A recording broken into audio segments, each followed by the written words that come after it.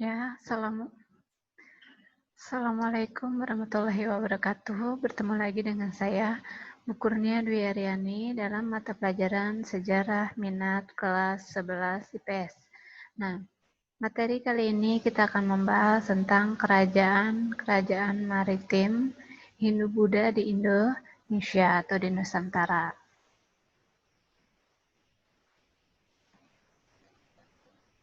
Nah,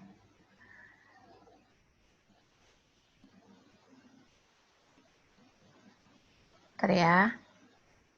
Nah, selanjutnya yang pertama kita ada Kerajaan Kutai.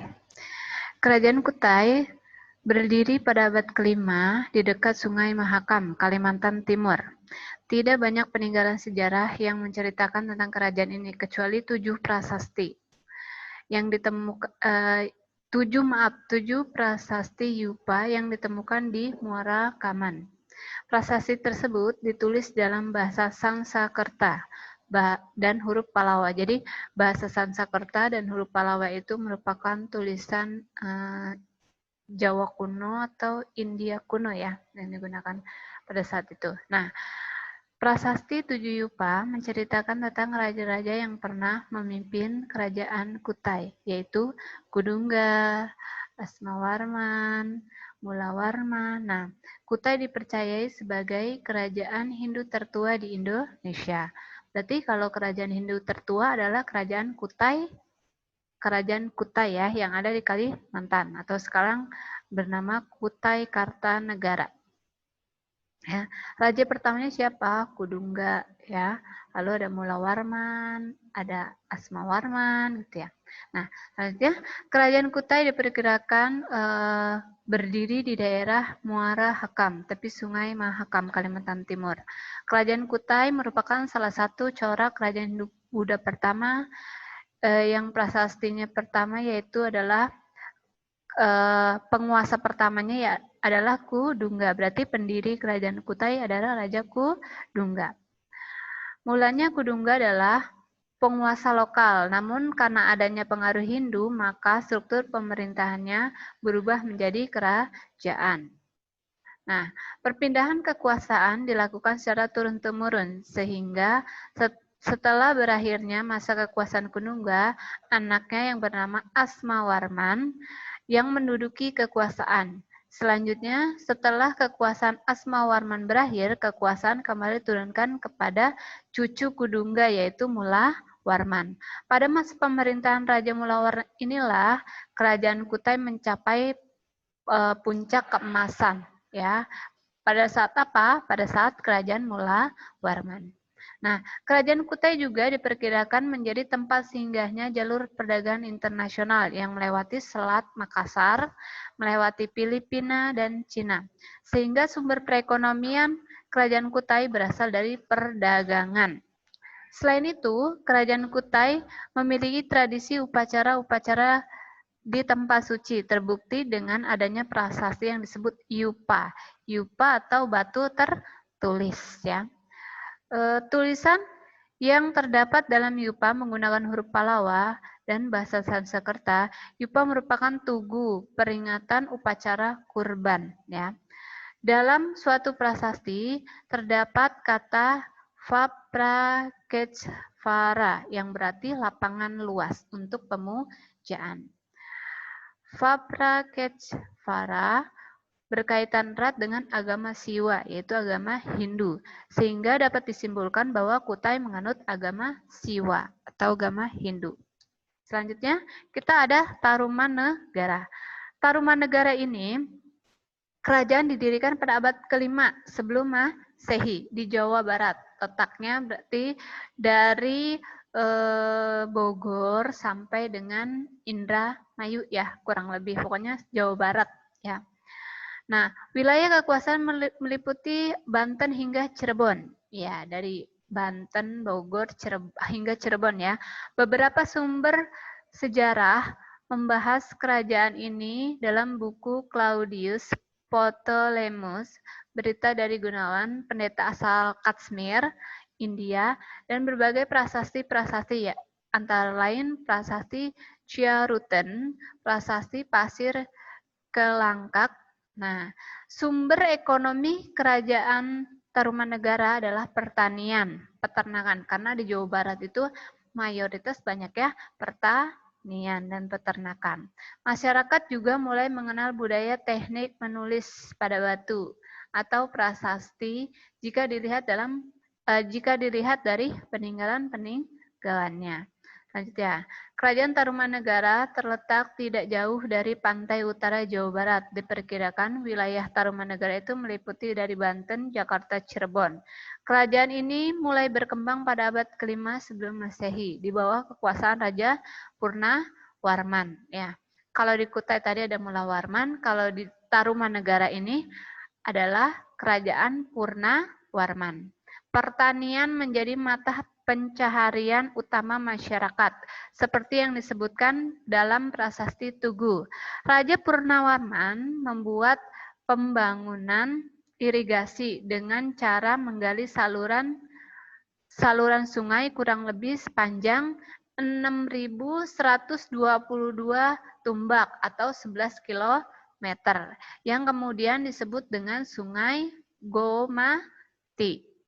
Pembuatan saluran ini sangat dirasakan manfaatnya oleh masyarakat karena pada akhirnya dapat mengairi ladang pertanian masyarakat. Lalu oleh karena itu Purnawarman menjadi raja yang diagung-agungkan. Adanya saluran irigasi ini juga memberikan dampak yang besar pada peningkatan ekonomi masyarakat karena berguna sebagai sarana saluran perdagangan. Selain itu juga menjalin hubungan baik dengan Cina dan dinasti Tang. Terbukti dari adanya catatan pendeta yang bernama Fa Xian yang terdampar di Pulau Jawa pada tahun 414 Masehi. Dalam catatan tersebut disebutkan bahwa masyarakat di sekitar yang sudah mendapat pengaruh Hindu India, raja dan sebagian besar masyarakatnya memeluk Hindu. Ada beberapa juga yang memeluk agama Buddha dan animisme. Animisme itu kepercayaan terhadap roh nenek moyang ya. Berdasarkan prasasti Ciaruten, nah Ciaruten ini prasasti yang ditemukan di daerah Bogor ya. Terdapat kaki Raja Purnawarman yang dianggap sebagai telapak kaki Dewa Wisnu atau Dewa Pelindung Dunia. Nah, dari Tarumanegara kita ke Kerajaan Mataram kuno. Nah, Mataram letaknya di mana? Mataram tuh letaknya di daerah Jawa Tengah ya. Baik, kita bahas. Mataram kuno didirikan pada abad ke-9 sebelum Masehi, berletak di Jawa Tengah. Kerajaan ini merupakan salah satu kerajaan yang memiliki sumber sejarah terlengkap. Mereka meninggalkan banyak prasasti, prasasti Mantiasi, prasasti Kedu, prasasti Kalasan, prasasti Kalitung, prasasti Kelurak, prasasti Dinoyo, prasasti Canggal. Dari sisi kerajaan Mataram kuno dipimpin dua dinasti, yaitu dinasti Sanjaya dan dinasti Sailendra. Kalau dinasti Sanjaya Hindu, kalau dinasti Sailendra adalah Buddha. Kalau Hindu di kerajaan Mataram kuno itu ada peninggalannya yaitu berupa Candi Prambanan. Kalau kerajaan Buddha yaitu ada di Candi Borobudur. Candi Borobudur dan Prambanan dulu itu tempat ibadah agama Hindu dan agama Buddha ya. Kerajaan ini tergolong dalam kerajaan agraris. Agraris apa? Agraris itu pertanian atau perkebunan ya. Yang rakyatnya bermata pencarian petani. Tapi Mataram kuno cenderung tertutup. Mereka mengalami sedikit kesulitan dalam hal pengembangan ekonomi. Kerajaan Mataram kuno menghasilkan produk-produk kebudayaan hingga saat ini. Masih dapat dinikmati peninggalan Sanjaya yaitu Candi Gedong dan Candi Dieng. Sementara peninggalan dinasti Sailendra yaitu Candi Borobudur dan Candi Mendut. Satu lagi ya, Sanjaya itu ada Candi Prambanan. Nah, selanjutnya masih kerajaan Mataram. Nah, kerajaan Mataram merupakan kerajaan yang bercorak Hindu dan Buddha. Ada yang Hindu, ada yang Buddha. Di Jawa, Mataram diperkirakan berdiri selama 196 tahun dan memiliki 17 raja. Raja yang bergelar khusus seperti Narapati yang berarti manusia memimpin. Sri Maharaja yang berasal dari bahasa Sanskerta atau Rakai Abhiseka yang semuanya berasal dari India. Raja pertama Mataram yaitu Raja Sanjaya. Ya, pada masa pemerintahan Sanjaya, kerajaan Mataram kuno sedang sibuk melakukan perang dengan kerajaan-kerajaan kecil.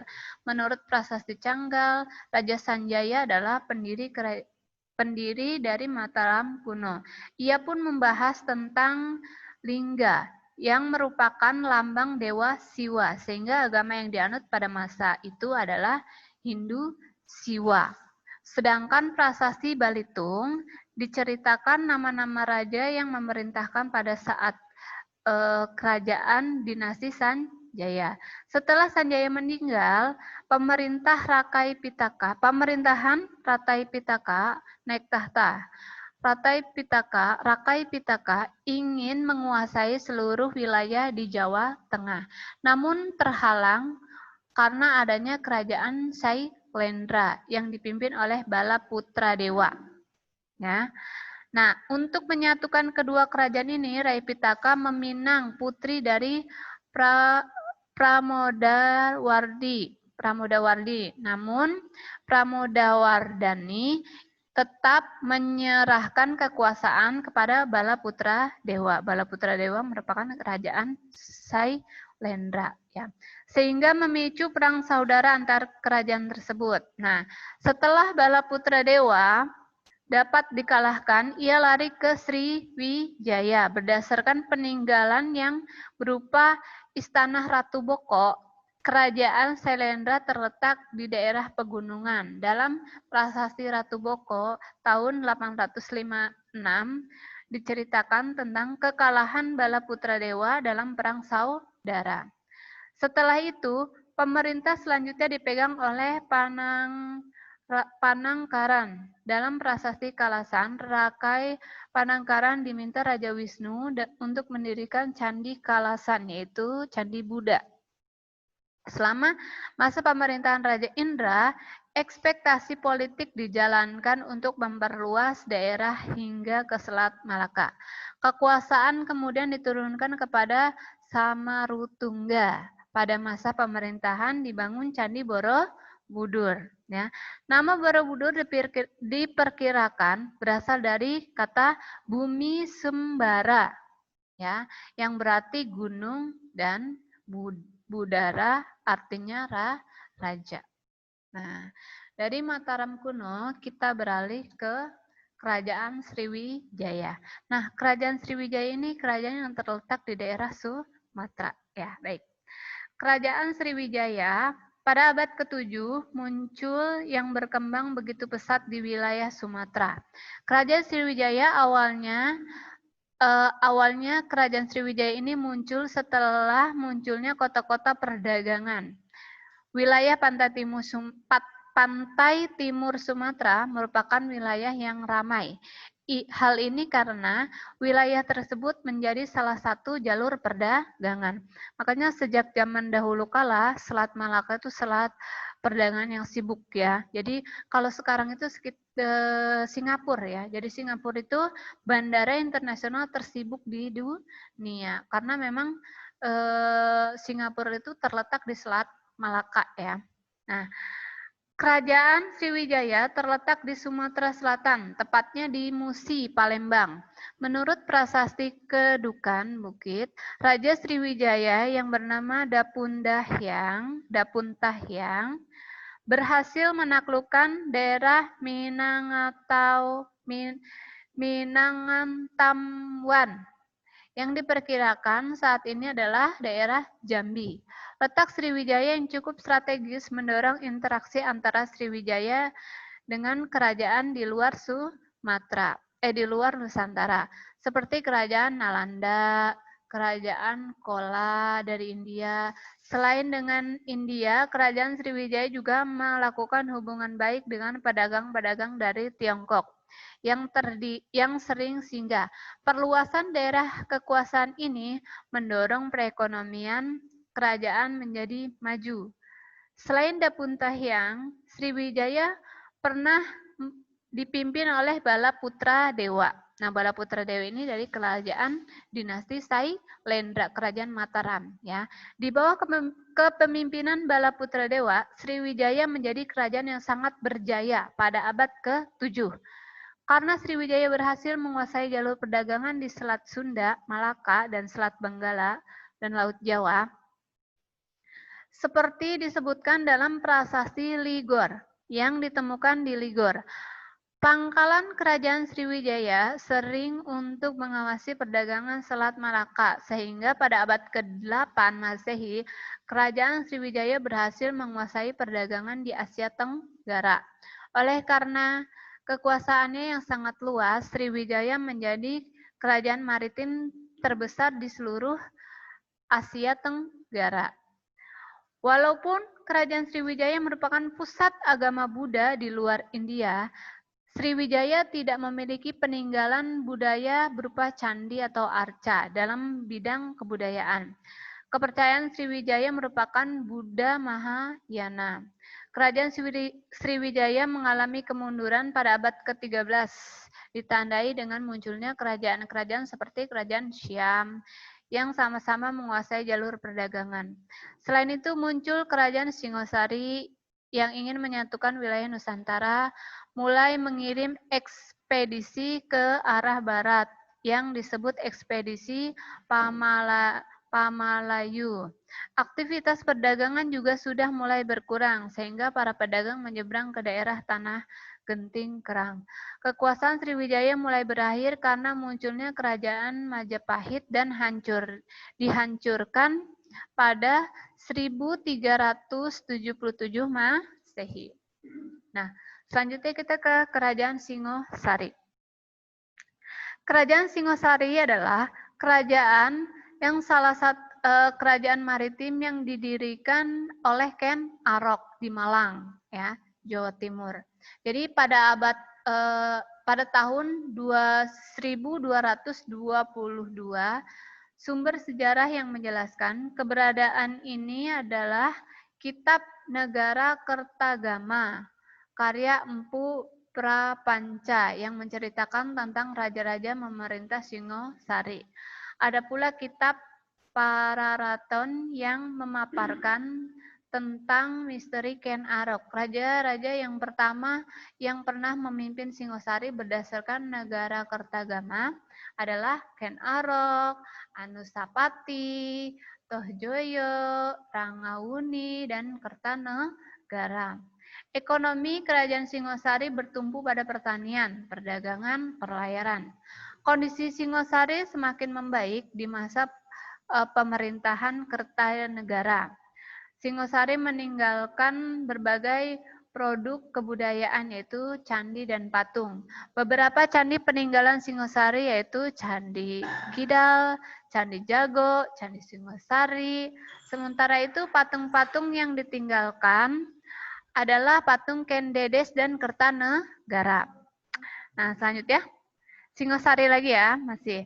Setelah berakhirnya Kerajaan Kediri, kemudian didirikanlah Kerajaan Singosari yang diperintah oleh Ken Arok dari tahun 1222 sampai dengan 1227 dan Kerajaan Singosari berlangsung sekitar 70 tahun.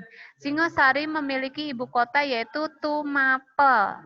Pada awalnya Tumapel adalah wilayah wilayah kabupaten yang berada di bawah kekuasaan Kerajaan Kediri dengan bupati Aku bernama Tunggul Amentung ya.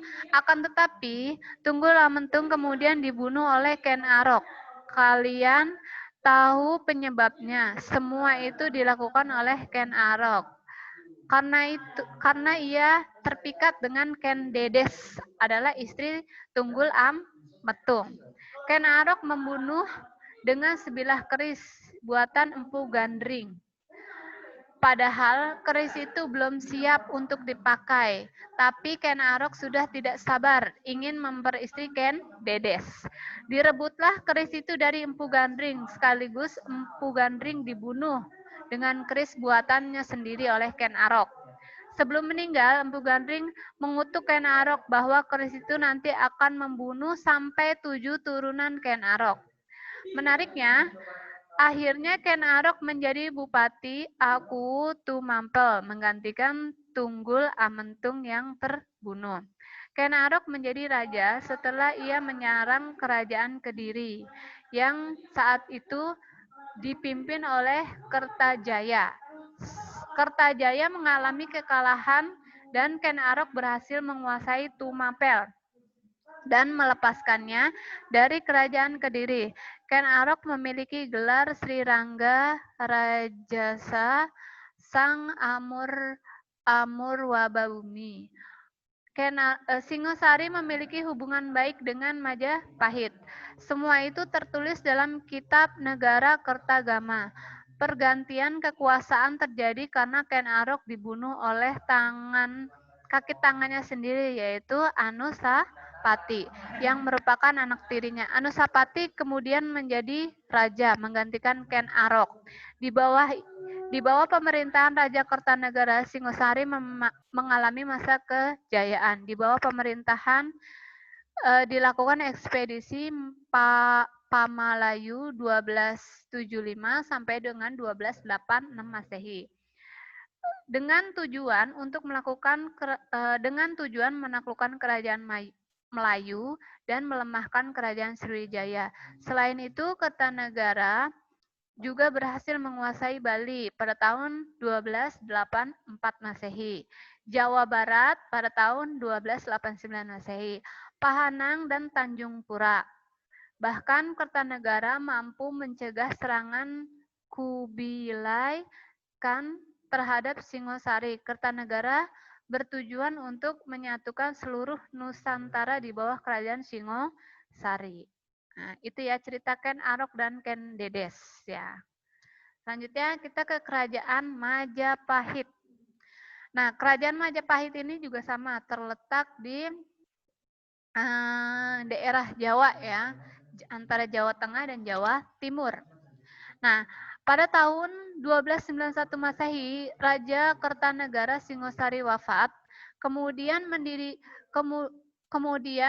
kerajaan Singosari diserang secara mendadak oleh Jayakatwang yang merupakan Raja Kediri. Pada masa itu, menantu Kertanegara, Raden Wijaya, berhasil melarikan diri ke Madura. Raden Wijaya mengumpulkan kekuatan untuk menyerang balik Jayakatwang ya, dan bekerja sama dengan pasukan Tiongkok. Setelah kerajaan Singosari berhasil ditaklukkan, Raden Wijaya ingin kemenangan tunggal, sehingga ia kembali melakukan penyerangan terhadap pasukan Tiongkok. Pada Raja Wijaya mencapai kemenangan dari penyerangan tersebut menjadi pengasuh Tunggal Jawa, sehingga pada tahun 1292 kerajaan Majapahit resmi berdiri. Pada masa pemerintahan ini berlangsung cukup lama, yaitu sekitar 193 tahun. 193 tahun ya kerajaan Majapahit. Setelah Raden Wijaya wafat, masa tahta raja digantikan oleh Raden Jayanegara yang merupakan anak dari Raden Wijaya. Pada masa pemerintahannya banyak terjadi pemberontakan. Pemberontakan yang paling besar adalah pemberontakan Kuti yang akhirnya menyebabkan ia harus mengungsi ke desa Bedander bersama Gajah Mada. Kemudian Jayanegara merencanakan serangan balik kepada Kuti bersama Gajah Mada. Setelah penyerangan berhasil, Gajah Mada diangkat menjadi patih. Setelah Jayanegara wafat, tahta diberikan kepada putrinya, yaitu Tribhuwanatunggadewi. Pada masa pemerintahannya terjadi pemberontakan pada tahun 1331 Masehi yang akhirnya mampu ditumpas oleh Gajah Mada. Berkat upayanya, Gajah Mada diangkat sebagai Patih Mangkubumi Majapahit dan memiliki kewenangan menetapkan politik pemerintah. Saat upacara pelantikan, Gajah Mada menyampaikan sumpahnya yang dikenal dengan Sumpah Palapa. Ia bersumpah tidak akan hidup mewah sebelum menyatukan Nusantara di bawah kekuasaan Kerajaan Majapahit. Peninggalan sastra dari Kerajaan Majapahit ini cukup banyak, diantaranya kitab Negara Kertagama karangan Empu Prapanca dan kitab Suta Soma karangan Empu. Nah, selanjutnya kita ke Kerajaan Kalingga. Kerajaan Kalingga adalah atau Kerajaan Holing diperkirakan terletak di daerah Jepara, Jawa Tengah. Berdasarkan cerita dari dinasti Tang, Kerajaan Kalingga memiliki wilayah kekuasaan yang sangat luas, di mana sebelah timur berbatasan dengan Poli atau Bali, di sebelah barat berbatasan dengan Topoteng atau Sumatera, sebelah utara berbatasan dengan Tahenla, Kamboja, dan sebelah selatan berbatasan dengan samudra. Raja yang terkenal dari Kerajaan Kalingga yaitu Ratu Sima, yang memerintah sekitar 674 Masehi. Ratu Sima adalah pemimpin yang tegas, jujur, dan bijaksana. Ratu Sima akan menghukum siapapun yang melanggar hukum, baik dari kalangan rakyat biasa maupun dari kerabatnya sendiri, sehingga keadaan sosial masyarakat menjadi teratur. Rakyat menghormati dan menaati peraturan yang ditetapkan oleh Ratu Sima. Nah, kepercayaan utama Kerajaan Kalingga adalah Buddha. Mereka menurut catatan I Tesing, ya, temannya bernama Huining dan pembantunya Yunki pada tahun 665 Masehi pergi ke Kalingga untuk menerjemahkan kitab suci agama Buddha dari bahasa Sanskerta ke bahasa Tiongkok. Sementara untuk mata pencarian masyarakatnya adalah bertani dan berdagang di pasar. Pada tahun 742 sampai 755, Kerajaan Kalingga mengalami kemunduran akibat serangan dari Sriwijaya dalam upaya menguasai perdagangan. Akibatnya pemerintahan Ki Jen mundur ke pedalaman Jawa Tengah. Nah, yang terakhir adalah Kerajaan Jenggala dan Kediri. Nah, Kerajaan Jenggala dan Kediri merupakan kerajaan dari Medang Kaluma, Raja Airlangga, yang memerintahkan Empu Barada untuk membagi wilayah kekuasaan jadi dua, yaitu Jenggala dan Kediri. Hal ini dilakukan untuk mencegah adanya perang saudara karena kedua putranya lahir dari selir. Namun pada akhirnya masa pemerintahan Raja Airlangga terjadi perang saudara antara Samarawijaya dari Panjalu dengan Panji Garasakan dari Jenggala. Kemudian terjadi perpecahan yang membuat wilayah kerajaan menjadi dua, yaitu Kerajaan Jenggala Pusat di dekat Sungai Berantas dan Kerajaan Kediri berpusat di kota Kediri. Kedua kerajaan ini masih terlibat konflik demi mencari penguasaan tunggal. Menurut prasasti Sirah Keting, Raja Jaya Warsa merupakan seorang raja yang peduli pada rakyat. Kerajaan Kediri mencapai pada masa kejayaannya pada masa pemerintahan Jayabaya, seperti yang tercantum dalam prasasti Hantang atau Ngantang pada 1135 Masehi yang menceritakan mengenai kemenangan Panjalu atas Jenggala. Selain itu, Jayabaya juga berhasil mengatasi kekacauan di kerajaan. Kediri berhasil memperluas kekuasaannya, kemudian ditulis dalam kitab Baratayuda oleh Empu Sedah dan Empu Sanuluh. Kerajaan Kediri mulai mengalami kemunduran pada masa pemerintahan Kertajaya. Selama Raja Kertajaya berkuasa, hak-hak dari kaum Brahmana mulai dikurangi sehingga menimbulkan pertentangan kaum Brahmana. Kemudian meminta bantuan kerajaan Tumapel yang dipimpin oleh Ken Arok untuk meminta bantuan. Terjadi peperangan kedua kerajaan itu di dekat Genter pada tahun 1222 Masehi dan menjadi akhir dari pemerintahan kerajaan Kediri. Nah, cukup untuk kerajaan maritim Hindu-Budanya. Mungkin karena sudah minggu kedua ya, ada tugas di halaman 25 buku paket sejarah minat kelas 11 IPS. Tugas halaman 25, tugas 1 dan tugas 2. Tolong dikerjakan, dikumpulkan di Google Classroom. Kurang lebihnya saya mohon maaf, saya akhiri. Wassalamualaikum warahmatullahi wabarakatuh.